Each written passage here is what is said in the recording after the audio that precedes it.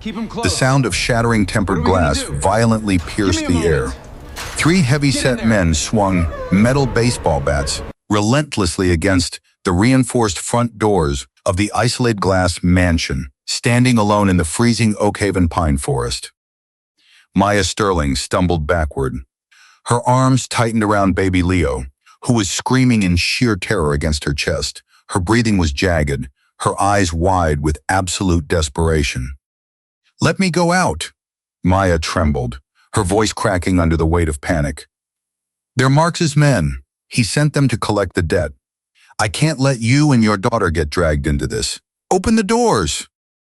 She lunged forward, but a rough hand suddenly reached out, gripping her shoulder with unyielding force. A hand covered entirely in jagged, brutal burn scars. Elias Vance stepped in front of her. For the first time in 4 years of locking himself away from the world, the billionaire architect reached up and yanked down the collar of his thick turtleneck. He exposed the horrific, uneven expanse of scar tissue stretching from his jawline down to his collarbone. His face was stone cold. He pulled out his phone and dialed a familiar number. "Chief Miller?" Elias's deep, gravelly voice cut through the chaos. "Send the rapid response team to my estate right now. We have armed trespassers on private property, and I've just authorized my AI security system to use lethal force." The wail of police sirens ripped through the freezing night. 7 days earlier. 12 months ago, Maya Sterling was signing off on load-bearing blueprints for skyscrapers in downtown Chicago. She was a structural field engineer, a woman who understood every millimeter of steel, every ton of concrete. She knew exactly how to keep massive physical structures from collapsing. But she couldn't keep her own life from falling apart. The collapse didn't come from a technical error. It came from a forged signature on a stack of underground loan documents. Marcus Thorne, her gambling-addicted ex-husband, had secretly used her credentials to mortgage all their assets, drained the cash, and vanished. The debt collectors didn't care who actually spent the money. They only cared whose name was on the dotted line. Maya's engineering license was suspended, pending investigation. Her bank accounts were frozen. Her apartment was foreclosed on a gray winter morning. From a proud chief engineer, she became a hunted debtor, left with absolutely nothing, fleeing the city with her newborn son. The sputtering roar of the engine ripped Maya back to her brutal reality. The beat-up Ford pickup she had bought, with her last few dollars of cash, was choking halfway up the Oakhaven mountain pass. Outside, a historic blizzard was swallowing the Colorado ranges. Snow battered the windshield like shards of broken glass. The wipers were jammed solid. The dim headlights barely pierced a few feet into the blinding, frozen whiteout. Then a hollow pop echoed from under the hood. Smoke hissed out. The engine died completely. The silence that followed was thick and terrifying. Without the engine, the heater let out its final breath. The temperature inside the cab began to free fall into the negatives. Maya turned to the passenger seat. Baby Leo, just 6 months old, was curled up inside a frayed wool blanket. He wasn't crying. That was the most terrifying part. When a child gets too cold, they lose the energy to cry. Leo's tiny lips were taking on a terrifying shade of blue, his breathing as thin as mist. "No, no, no. Leo, look at me," Maya whispered frantically. She ripped off her own puffer jacket, wrapping it tightly around his small body. Her trembling hands gripped her phone. No service.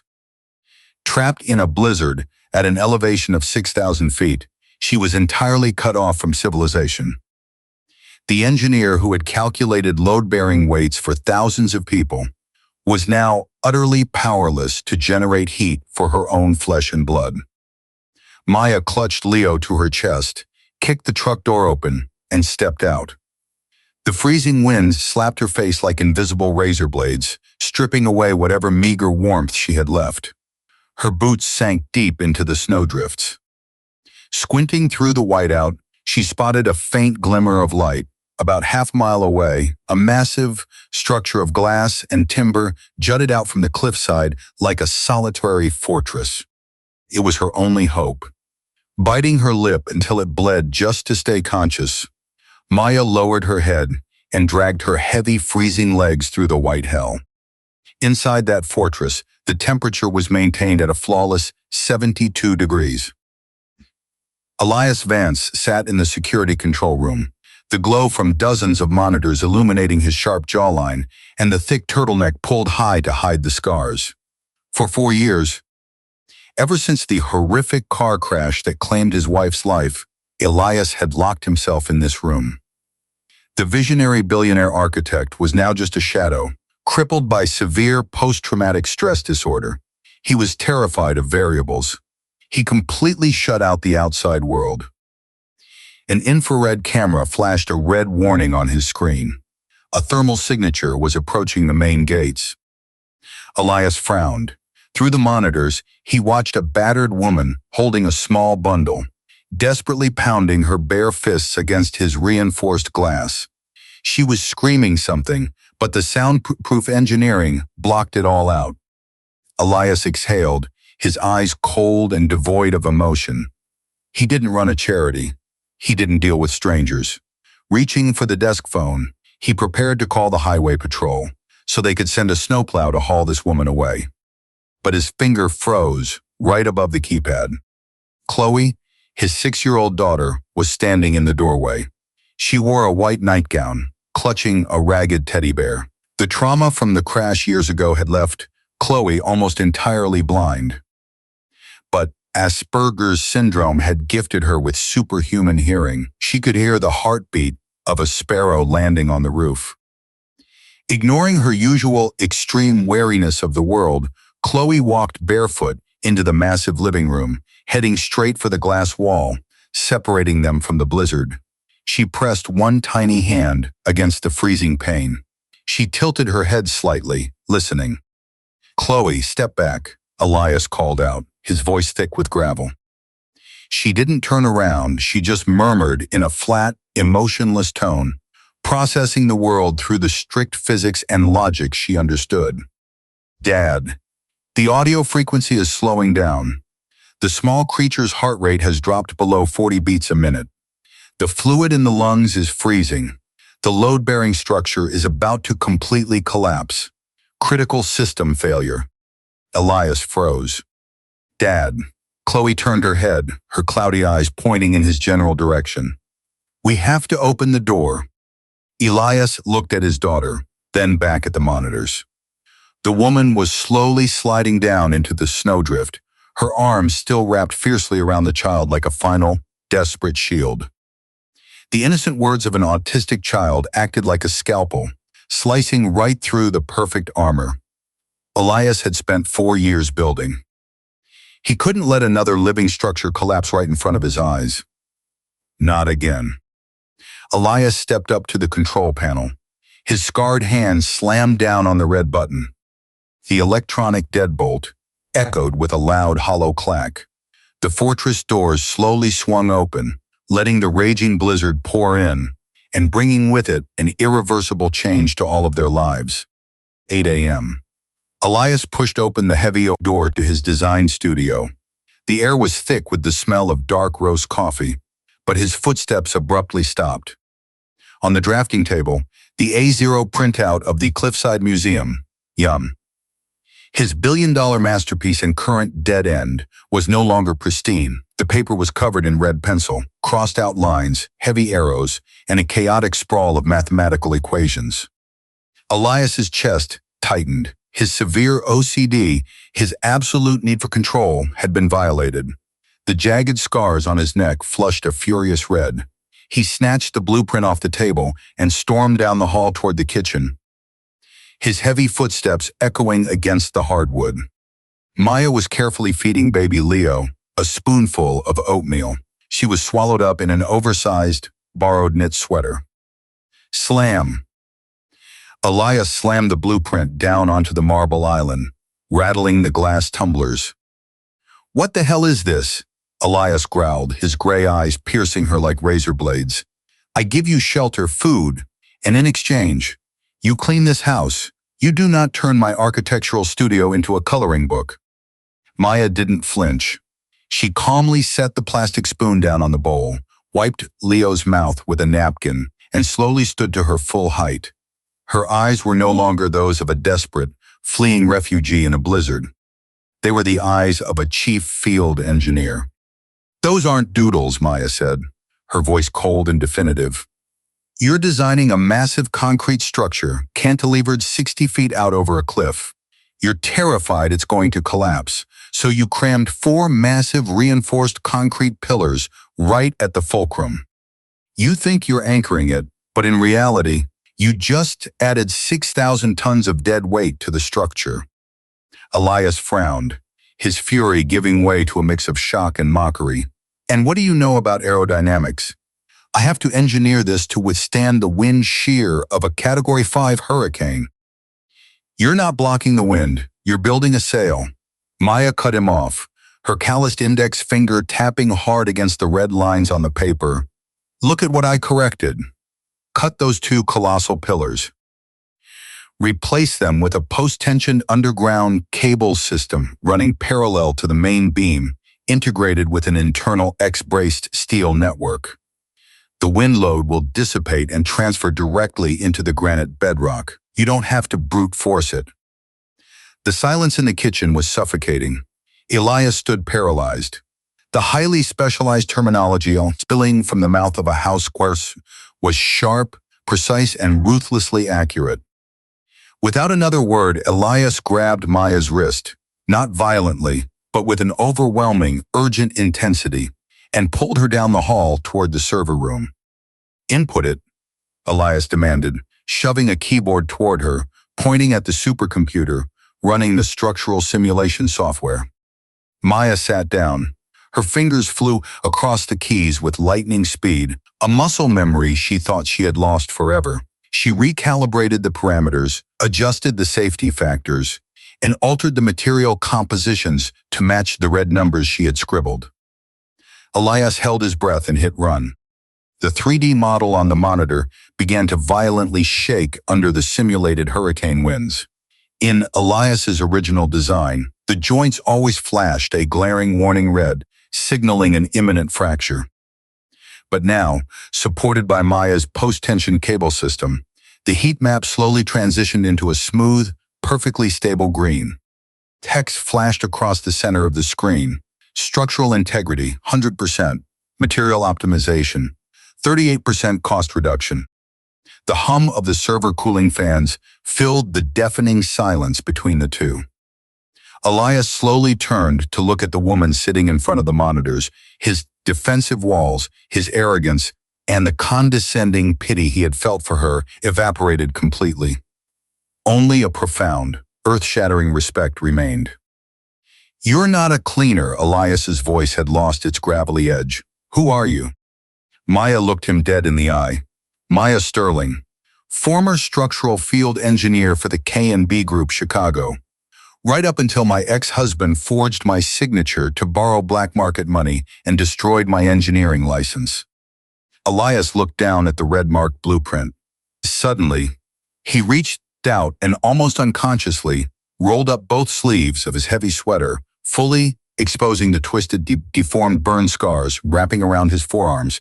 It was the gesture of a warrior, voluntarily laying down his shield. 4 years ago, Elias said softly, his eyes glued to the 3D model. "A contractor skimped on the steel's core in my design. The scaffolding collapsed. My wife was under it. Ever since that night, I calculate everything through fear." Maya looked at his scars, her voice dropping into a gentle but unyielding tone. "Fear only builds underground bunkers, Elias. It doesn't build masterpieces." Right at that moment, the faint sound of bare footsteps echoed in the room. Chloe, his visually impaired daughter, walked in. Today she wasn't clutching her ragged teddy bear. For the past 3 days, Chloe hadn't allowed Maya within 6 feet of her. But now, the autistic little girl slowly walked forward. She reached out her tiny, pale hand, gently brushing against and then grasping Maya's calloused fingers. Chloe tilted her head, her cloudy eyes blinking softly. "Your heart rate is 72 beats per minute," Chloe murmured, the corners of her mouth twitching upward into a very rare, faint smile. "The structure is very stable. It's safe." Elias stood frozen, watching his daughter connect with a stranger. For the first time in 1,400 days of drowning in darkness, the massive, suffocating boulder crushing his chest felt like it had finally crumbled to dust. The blizzard finally broke on the morning of the fourth day. The roaring winds died down, leaving behind a deceptively peaceful landscape of pristine white snow. Inside the glass fortress, the dynamic had fundamentally shifted. Maya and Elias had spent 3 sleepless nights working side by side. The museum's structural blueprint was now flawless. But with the clearing skies came the return of cellular service. A sharp ping echoed through the kitchen. Maya picked up her phone. Her blood ran cold. The screen was flooded with dozens of missed calls, followed by a single, terrifying text message from an unknown number. "The GPS tracker on your truck finally pinged. We know where you are. We're coming for what's ours." Before Maya could even shout a warning to Elias, the violent roar of modified engines ripped through the quiet forest. 3 black, heavily armored SUVs tore up the snow-covered driveway, tires skidding on the ice before slamming to a halt, completely surrounding the glass house. Men piled out, their boots crunching heavily against the frozen ground. They wielded metal baseball bats and heavy crowbars. Smash! The sound of shattering tempered glass violently pierced the air as the lead thug swung his bat against the reinforced front doors. Maya stumbled backward into the grand foyer. Her arms tightened desperately around baby Leo, who was screaming in sheer terror against her chest. Her breathing was jagged, her eyes wide with absolute desperation. "Let me go out!" Maya trembled, her voice cracking under the weight of panic. "They're Marx's men. He sent them to collect the debt. I can't let you and your daughter get dragged into this. Open the doors!" She lunged forward, ready to sacrifice herself, but a rough hand suddenly reached out, gripping her shoulder with unyielding force. A hand covered entirely in jagged, brutal burn scars. Elias Vance stepped in front of her. For the first time in 4 years of locking himself away from the world, the billionaire architect reached up and yanked down the collar of his thick turtleneck. He exposed the horrific, uneven expanse of scar tissue stretching from his jawline down to his collarbone. He wasn't hiding anymore. His face was stone cold. He pulled out his phone and dialed a familiar number. "Chief Miller?" Elias's deep, gravelly voice cut through the chaos. "Send the rapid response team to my estate right now. We have armed trespassers on private property, and I've just authorized my AI security system to use lethal force." Outside, the lead thug sneered, pressing his face against the spiderweb cracks of the glass. "Send her out, Vance. We know who she is. She's a disgraced engineer on the run for a $2 million syndicate debt. You really want the press to know the great reclusive billionaire is harboring a wanted fraudster." Maya shrank back, the shame and terror threatening to pull her under. But Elias didn't flinch. He stepped forward, his scarred hand pressing flat against the glass, matching the thug's glare with terrifying absolute authority. "You think you've done your homework?" Elias's voice boomed through the exterior intercom system, cold, calculated, and utterly lethal. "Let me educate you. While you were busy driving up my mountain, my legal team in New York filed a massive fraud dossier with the FBI. We handed over the digital footprints, the IP addresses, and the forged signature logs that Maya extracted from your own system. We proved Marcus Thorne orchestrated the entire scheme." The thug's sneer faltered. His grip on the baseball bat loosened. "Your boss isn't getting paid," Elias continued, his gray eyes narrowing into slits. "He's getting a federal indictment. As for you, you have exactly 60 seconds before 3 heavily armed tactical units seal off this mountain. If you drop your weapons and lie face down in the snow, you might survive to see the inside of a jail cell. If you strike my house one more time, you will not leave this property breathing. A low mechanical hum vibrated from the ceiling of the portico. The automated security turret silently pivoted. 3 blinding red laser dots appeared, locking dead center onto the chests of the 3 armed men. The red dots held perfectly steady. Absolute panic set in. The metal bat slipped from the leader's hand, clattering loudly against the icy pavement. In the distance, the wail of police sirens ripped through the freezing night, growing deafeningly loud. Within seconds, armored police cruisers tore up the driveway, red and blue lights flashing violently, completely boxing in the SUVs. Armed officers swarmed the men, wrestling them into the snow and clicking handcuffs onto their wrists. Elias stood tall as he watched the threat being neutralized. He didn't turn away. He didn't pull his collar back up to hide his scars. Slowly, he turned back to Maya. She was trembling, holding Leo, tears streaming down her face, not from fear, but from a profound, shattering relief. Chloe padded quietly into the room, her small hands covering her sensitive ears against the siren noise. Elias knelt down, scooping his daughter into his strong arms, then looked up at Maya.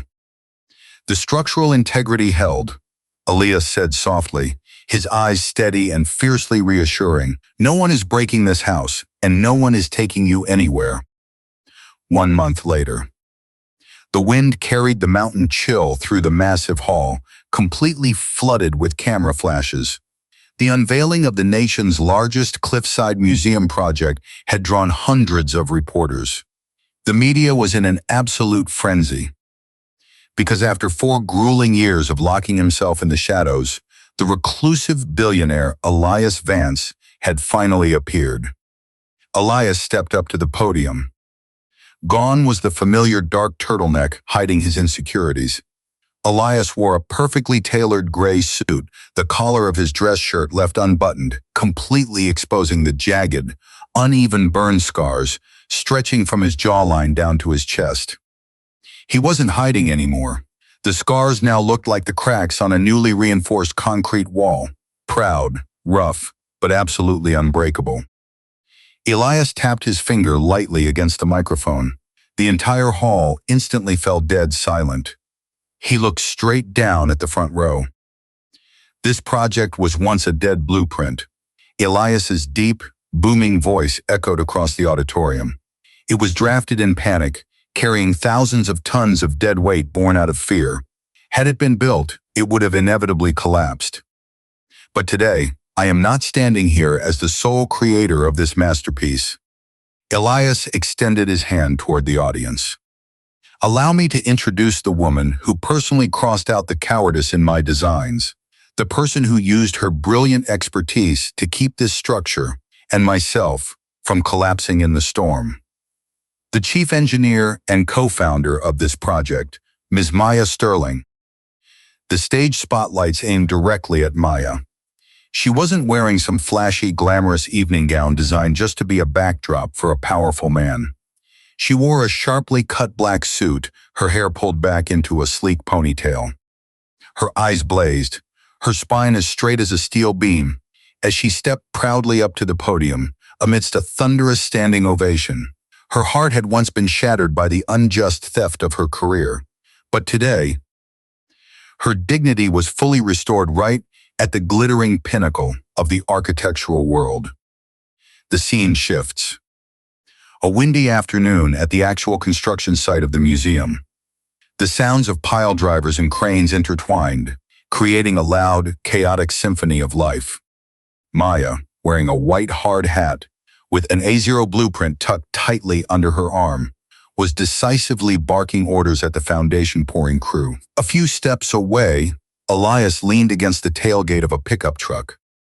He held baby Leo in his arms, carefully pulling the little boy's beanie down to keep out the chill. Right at their feet, visually impaired Chloe sat safely on the ground.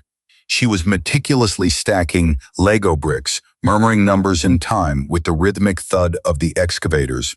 For the first time in her life, Chloe's toy structures weren't closed off, isolated defensive bunkers anymore.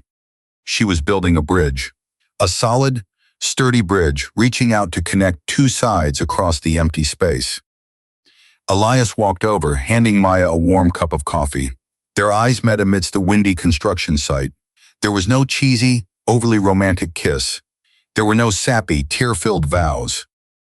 Between them lay only the blueprint of a new life that had just laid its foundation, solid, perfect, and impossible for any storm to tear down.